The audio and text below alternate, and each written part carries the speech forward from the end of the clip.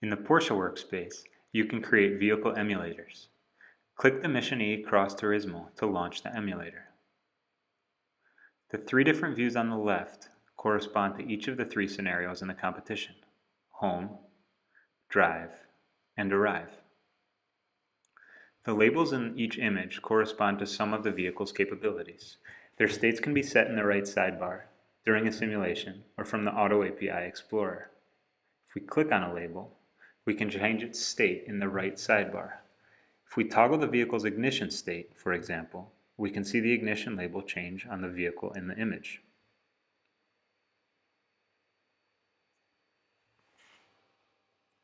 For the Porsche competition, we've created three simulations, each of which correspond to one of the competition scenarios.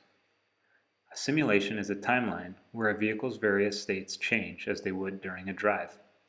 This creates a realistic scenario an app can interact with. If we edit the leaving home simulation, we can see how the vehicle's states change over time.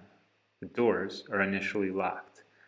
After 5 seconds, they're unlocked, and the engine is initially off. After 10 seconds, it's turned on. Then the vehicle starts moving.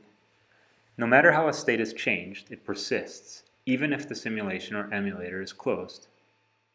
If we go back to the emulator and run the simulation, we can see how the states change and when the car starts to move.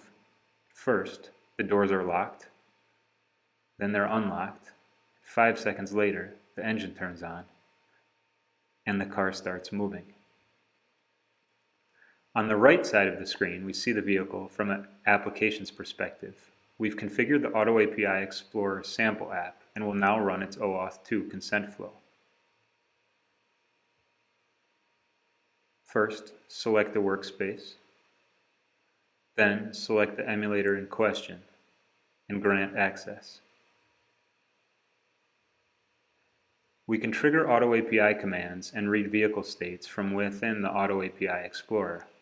The doors are currently unlocked, but we can lock them using the door locks command and see the changes reflected in the vehicle emulator and in the log when the vehicle receives the commands. You can also run a simulation and see the vehicle's instantaneous state as it changes over time, reading it as necessary by refreshing the page within the Auto API Explorer.